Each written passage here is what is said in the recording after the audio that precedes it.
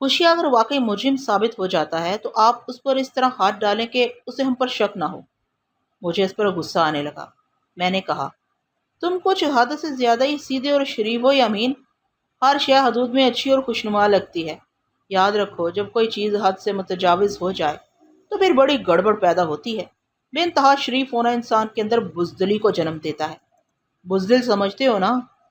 मैंने उसे घूर कर तेज नजर से उसके चेहरे का जायजा लिया और वजाहत करते हुए कहा, बुज का मतलब भेड़, और दिल तो दिल ही होता है।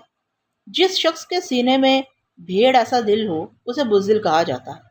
क्या तुम भेड़ बनकर जिंदा रहना चाहते हो? वो मेरी इस डांट टपट पर खफीफ सा होकर रह गया। मुतामिल लहजे में बोला, मेरा मतलब ये नहीं था जनाब। दरअसल मैं ये कहना चाह रहा था कि मैं होशियार जैसे खतरनाक शख्स की दुश्मनी मोल नहीं ले सकता। मैं यामीन के मसले को बखूबी समझ रहा था, इसलिए इसका हौसला बढ़ाने की खातर तसल्ली अमेज लहजे में कहा, यामीन, तुम्हें खुशिया से दोस्ती करने की जरूरत है, ना ही दुश्मनी। मैं सोच समझ कर इस पर हाथ डालूंगा। मेरे पास इतने सबूत और शवाहिद मौजूद हैं कि इसके ची बोल जाएगी। बस मैं जरा एक मामले की तस्दीक कर लूं, फिर इस पर ऐसा हाथ डालूंगा कि वो मेरी गिरफ्त में फड़क कर आ जाएगा। अभी तो होशियार चक ही में नहीं है। वो मायूसी से बोला। मैंने कहा, यह बात मुझे मालूम है, वो कल या परसों लौट आएगा। मुझे अभी तक यकीन नहीं आ रहा जनाब, वो हला में घूरते हुए बोला। मैंने पूछा, किस बात का यकीन नहीं आ रहा? यही यासीन और निग्गो वाला मामला। मैं यामीन की बीवी सफिया से वादा कर चुका था, इससे हासिल शुदा मालूमात का जिक्र इसके शोहर से नहीं करूंगा, वरना इस मौका पर मैं यामीन से कह सकता था, अगर तुम्हें यकीन नहीं आ रहा तो जाकर अपनी बीवी से पूछो। मकतूल निगो से अपनी मोहब्बत के मामलात को भाभी से छुपाता नहीं था। तुम जो जानना चाहते हो सफिया से मालूम कर सकते हो, मगर मैं हर मुमकिन हद तक वादे को निभाने का कायल हूँ। इसलिए यामीन की यकीन दहानी के लिए मैं सफिया का नाम इसके सामने पेश न कर सका। मैंने उसे मुखातिब करते हुए कहा, यामीन, बाज बातें और मामलात वक्त से पहले नाकाबिले यकीन लगते हैं, लेकिन कुछ अरसे बाद वक्त इसकी सच्चाई को साबित कर देता है। तुम इंतजार करो। सच और झूठ में फर्क होता है। इस केस के हकायक अनकरीब तुम्हारे सामने आ जाएंगे। वो कुछ सोचते हुए बोला, अभी थोड़ी देर पहले आपने बताया था आप किसी मामले की तस्दीक में लगे हुए हैं, इसके बाद होशिया पर पक्का हाथ डालेंगे। वो क्या मामला है? मैं चक 62 की तरफ आते हुए आले कत्ल अपने साथ ले आया था। मैंने यामीन से कहा, अच्छा किया तुमने याद दिला दिया, मैं अभी वो मामला तुम्हें भी दिखाता हूँ।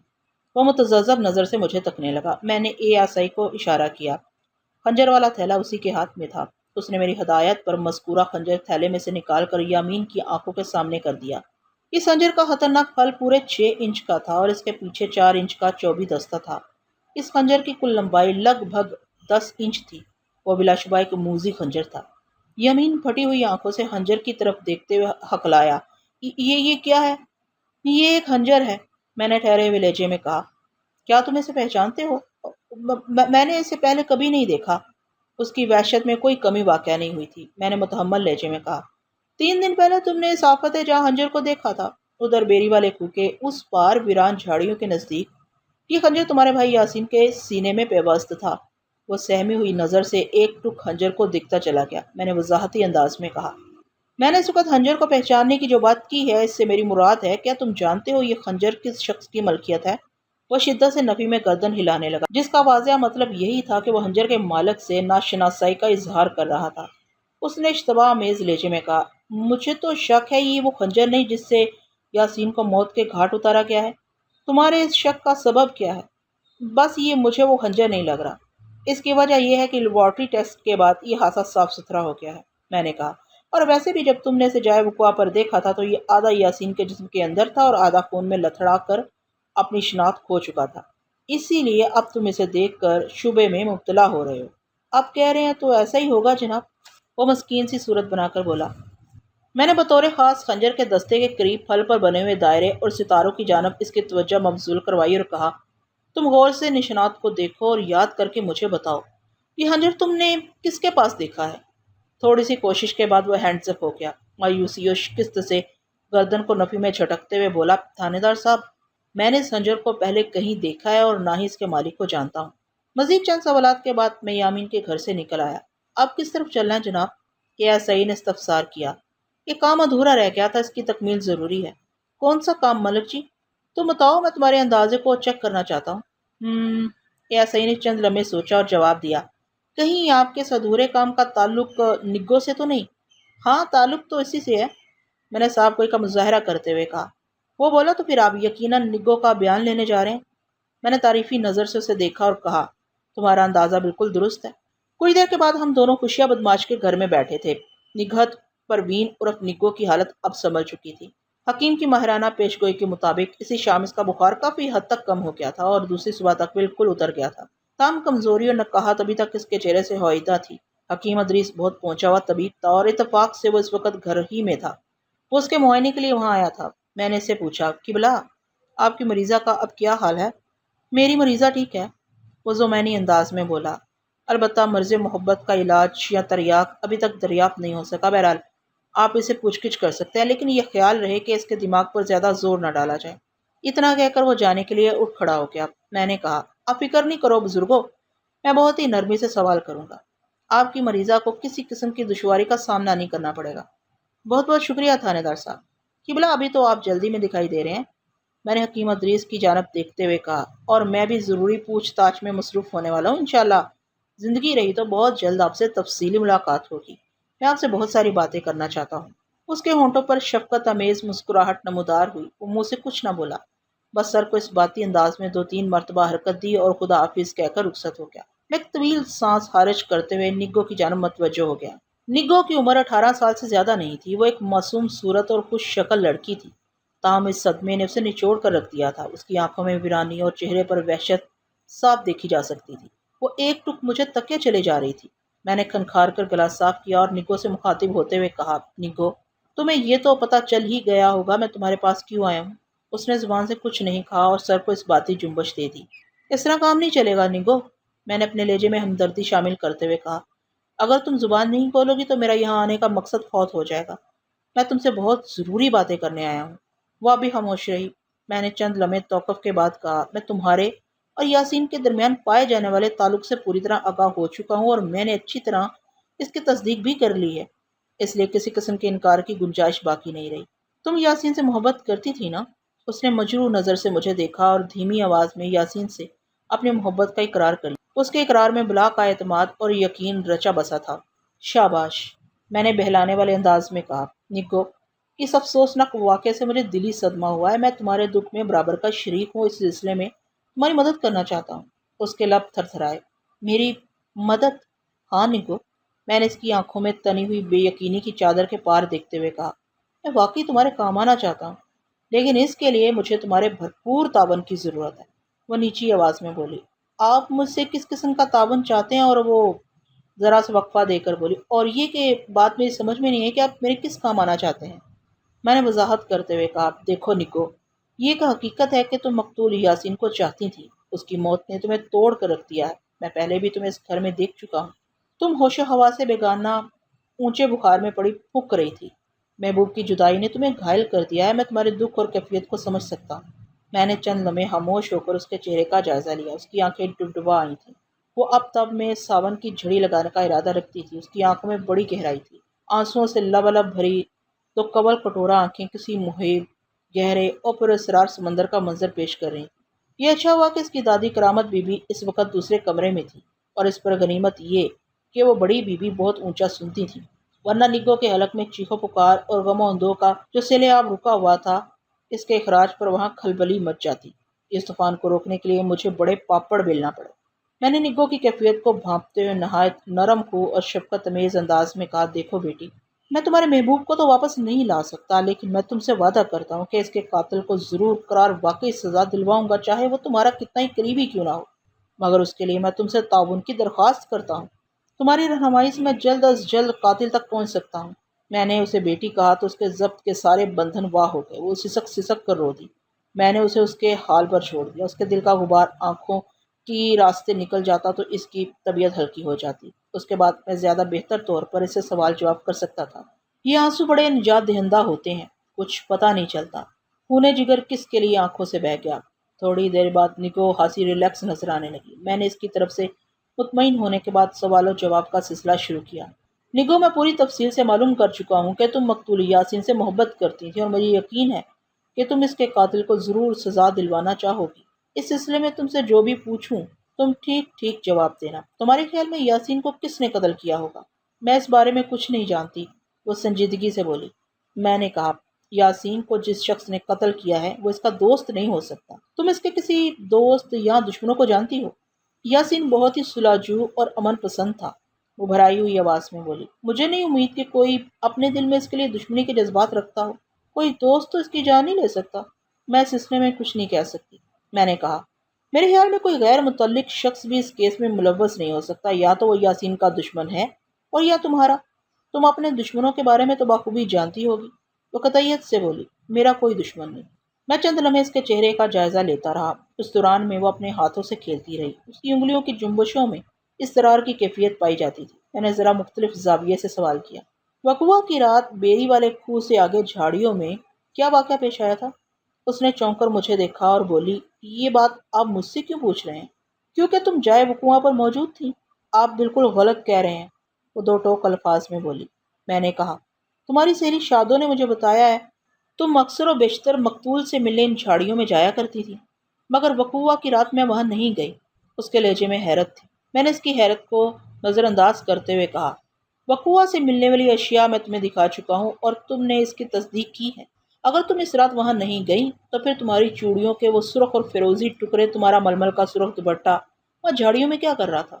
ہم نہر پر کپڑے دھونے جاتے ہیں، اس نے بتایا، اور ان کپڑوں کو سکھانے کے لیے انہی جھاڑیوں پر پھیلا دیتے ہیں۔ ہو سکتا ہے میں وہ دوپٹہ اٹھانا بھول گئی ہوں یا پھر کسی نے وہ دوپٹہ وہاں سے چوری کر لیا ہو۔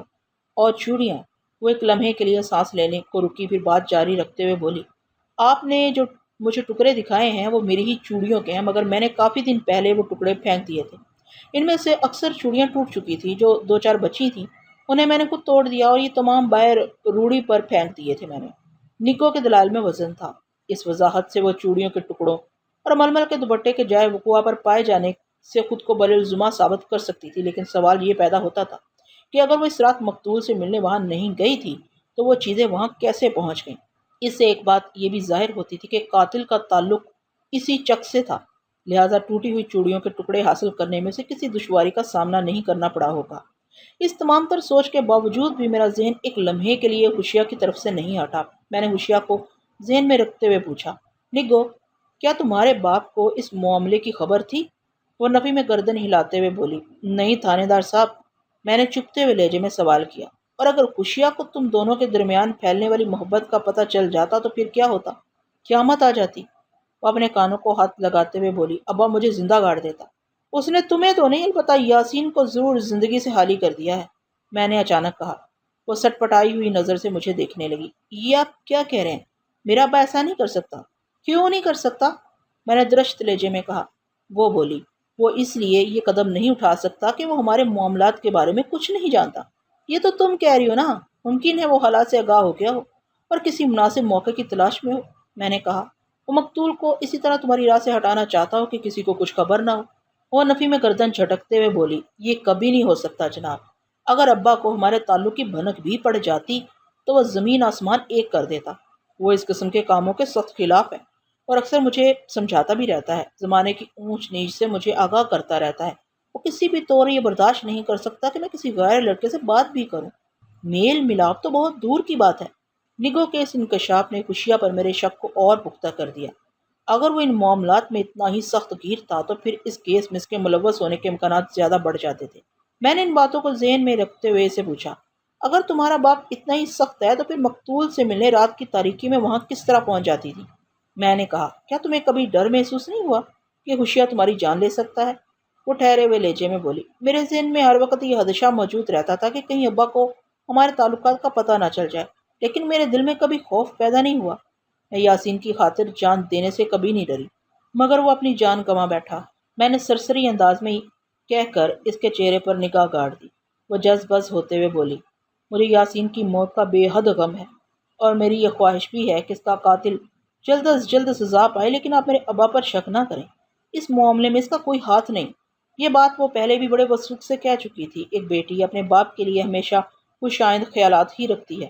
نگو بھی کبھی نہیں سوچ سکتی تھی کہ خوشیہ نے یاسین کو ٹھکانے لگایا ہوگا، لیکن جائے وقوع سے جو اشیاء ملی تھیں اور وہاں جس نوعیت کی صورتحال کا میں نے مشاہدہ کیا تھا، اس کے مطابق یہی سوچا جا سکتا تھا کہ کوئی جان کار یاسین یا نگو کا تعقب کرتے ہوئے وہاں پہنچا تھا، یا وہ پہلے سے وہاں چھپا ہوا تھا اور ان کا انتظار کر رہا تھا۔ مذکورہ شخص یاسین اور نگو کے درمیان بڑھنے والی محبت سے آگاہ تھا اور ان کے میل ملاپ کو پسند نہیں کرتا تھا، چنانچہ اس نے یاسین کو ٹھکانے لگا دیا۔ یاسین کی موت سے یہ اندازہ بھی ہوتا تھا کہ وہ نگو کا خیر خواہ ہے اور جھاڑیوں میں پھنسا ہوا ململ کا دوپٹہ اور ٹوٹی ہوئی چوڑیاں بتاتی تھیں نگو کو زبردستی وہاں سے لے جایا گیا ہوگا۔ اسی تناظر میں سوچا جاتا تو نگو کا ایسا خیر خواہ صرف اور صرف خوشیاں ہی نظر آتا تھا۔ میں نے قریت جاری رکھتے ہوئے نگو سے پوچھا، تم نے تھوڑی دیر پہلے بتایا ہے کہ وقوعہ کی رات تم جائے وقوعہ پر گئی ہی نہیں تھی، جبکہ مجھے پتا چلا ہے کہ اس رات تم دونوں کی ملاقات طے تھی۔ تم مجھے چکر دینے کے لیے غلط بیانی تو نہیں کر رہی ہو؟ مجھے غلط بیانی کرنے کی ضرورت نہیں، تھانے دار صاحب، بشکستہ لہجے میں بولی۔ آپ کو ہماری ملاقات کے بارے میں کس نے بتایا ہے؟ تمہاری سہیلی شادو نے، میں نے کہا۔ اس کے سینے سے ایک طویل سانس خارج ہوئی۔ وہ ٹھہری ہوئی آواز میں بولی، اب اسے کوئی فرق نہیں پڑتا کہ ہماری محبت کا عام چرچا ہو رہا ہے۔ جب یاسین ہی زندہ نہیں رہا تو ابا مجھے جان سے بھی مار دے تو پرواہ نہیں۔ وہ یہاں تک بول کر خیالوں میں گم ہو گئی۔ جب کچھ دیر تک وہ گمسم بیٹھی رہی تو میں نے کہا، تم نے ابھی میرے سوال کا جواب نہیں دیا نگو۔ تھانے دار صاحب، وہ مجھے مخاطب کرتے ہوئے مضبوط لہجے میں بولی، شادو نے آپ سے کوئی جھوٹ نہیں بولا۔ اس رات واقعی ہماری ملاقات طے تھی، لیکن خاص وجہ سے میں وہاں نہ جا سکی۔ پوری رات میں یہ سوچ سوچ کر ہلکان ہوتی رہی کہ یاسین وہاں پہنچ کر میرا انتظار کرتا ہوگا، اسے مجھ پر غصہ بھی آیا ہوگا، لیکن میں کبھی سوچ بھی نہیں سکتی تھی کہ اس رات وہ زندگی کی بازی ہار جائے گا۔ میں اسے دوبارہ کبھی زندہ نہیں دیکھ سکوں گی۔ بات کے اختتام تک پہنچتے پہنچتے اس کی آواز بھر آ گئی۔ محبوب کے المناک انجام کی یاد نے اسے ملول کر دیا۔ وہ غموں اندوں کا مرقع بنی بڑی ویران نظر سے مجھے دیکھ رہی تھی۔ میں نے اسے پوچھا، نگو، تم نے یہ نہیں بتایا کہ اس رات جائے وقوعہ پر نہ جانے کا سبب کیا تھا؟ اس نے ایک ٹھنڈی اور بوجھل آہ بھرتے ہوئے بتایا، تھانے دار صاحب، بات دراصل یہ ہے کہ میں بہت حساب کتاب کر کے یاسین سے ملنے جاتی تھی تاکہ ابا کو ہماری ملاقاتوں کی خبر نہ ہو سکے۔ ابا ہفتہ 10 دن میں ایک مرتبہ رات چک سے باہر گزارتا ہے، اپنے کسی دوست یا رشتہ دار کے پاس کسی دوسرے گاؤں چلا جاتا ہے۔ یہ برسوں سے اس کا معمول ہے، البتہ یہ ہو جاتا ہے کہ کبھی اس وقفے میں کمی بیشی آ جاتی ہے۔ میں یاسین سے ملاقات کے لیے خاص طور پر ایسی رات کا انتخاب کرتی تھی جب ابا چک سے باہر گیا ہو۔ دادی کا کوئی مسئلہ نہیں، یہ ایک تو چارپائی سے اٹھ نہیں سکتی، دوسرے اونچا سنتی ہے۔ اس کے سو جانے کے بعد میں ادھر بیری والے کنویں کے پاس پہنچ جاتی تھی۔ اس کا مطلب ہے کہ تم دن میں یاسین سے رات کا پروگرام طے کر لیتی ہوگی۔ جب مجھے پتا چلتا کہ ابا اس رات گھر پر نہیں ہوگا، میں یاسین کو ملاقات کا سگنل دے دیتی تھی، اس نے بے خوف لہجے میں بتایا۔ کیا یہ اطلاع خود مقتول تک پہنچاتی تھی؟ اگر موقع مل جاتا تو یہ کام میں خود کر لیتی تھی، ورنہ اپنی سہیلی شادو کے ہاتھ اس تک پیغام پہنچا دیتی تھی۔ میں نے پوچھا، وقوعہ کے روز یاسین سے ملاقات کا پروگرام تم نے خود طے کیا تھا یا اپنی سہیلی کے ذریعے اسے مطلع کیا تھا؟ میں نے خود یاسین کو بتایا تھا۔ شادو کو تم نے اس پروگرام سے آگاہ کر دیا ہوگا؟ میں اسے یاسین سے ملاقات کے بارے میں بتا دیا کرتی تھی۔ میں نے پوچھا، شادو پر کس حد تک اعتماد کر سکتی ہو؟ وہ میری آزمائی ہوئی سہیلی ہے، اس لیے میرے نزدیک وہ ایک پر اعتماد لڑکی ہے، اس نے مضبوط لہجے میں کہا۔ میں نے تیز نظر سے اسے دیکھتے ہوئے سوال کیا، اچھی طرح سوچ کر بتاؤ، شادو کے علاوہ اور کون شخص یہ بات جانتا ہے کہ وقوعہ کی رات تم مقتول یاسین سے ملنے والی تھی؟ صرف 3 افراد اس ملاقات کے پروگرام سے آگاہ تھے، وہ باعتماد انداز میں بولی، میں، یاسین اور شادو، چوتھا اور کوئی نہیں۔ ٹھیک ہے، میں نے سر کو اس باتی جنبش دی، پھر پوچھا، اب لگے ہاتھوں یہ بھی بتا دو، وقوعہ کی رات تم یاسین سے ملنے کیوں نہیں جا سکی تھی؟ وہ اچانک ابا نے اپنا پروگرام تبدیل کر دیا تھا، اس نے بتایا۔ اس رات ابا کو چک جھمرا جانا تھا، لیکن اس کے رخصت ہونے سے پہلے ہی گھر میں ایک مہمان آ گیا، جس کی وجہ سے ابا جا نہ سکا۔ پھر دوسری صبح وہ مہمان ابا کے ساتھ ہی گیا تھا۔ وہ پوری رات ابا مہمان کے ساتھ باتیں کرتا رہا، چنانچہ مجھے گھر سے نکلنے کا موقع نہ مل سکا۔ ابا کی گھر میں موجودگی میرے لیے بڑی پریشان کن تھی۔ اس کے چک میں ہوتے ہوئے میں رات کے وقت گھر سے باہر قدم نہیں نکال سکتی تھی۔ اس نوعیت کا خطرہ مول لینا گویا موت کو دعوت دینے کے برابر ہوتا۔ میں نے کہا، تم اپنی سہیلی شادو کے ذریعے یاسین تک یہ پیغام بھجوا سکتی تھی کہ وہ اس رات کی ملاقات ملتوی سمجھے، تم نے ایسا کیوں نہیں کیا؟ میں نے اس کے چہرے پر نگاہ جماتے ہوئے درشت انداز میں دریافت کیا۔ اگر تم یاسین کو اپنے مسئلے سے آگاہ کر دیتی تو وہ بیچارہ جان سے نہ جاتا۔ آپ ٹھیک کہتے ہیں تھانے دار صاحب، وہ پرمانی انداز میں گردن ہلاتے ہوئے بولی۔ میں نے یاسین کو اچانک پڑ جانے والی افتاد کے بارے میں بتانے کی پوری کوشش کی تھی، لیکن اس میں مجھے کامیابی نہیں ہوئی۔ وہ ذرا توقف کرنے کے بعد دوبارہ گویا ہوئی۔ ابا کا مہمان لگ بھگ 6 بجے شام ہمارے گھر آیا تھا، اور جب مجھے پتا چلا کہ ابا نے چک جھمرا جانے کے پروگرام کو اگلے دن پر ڈال دیا ہے اور وہ مہمان رات بھر گھر میں رہے گا تو میں سخت پریشان ہو گئی۔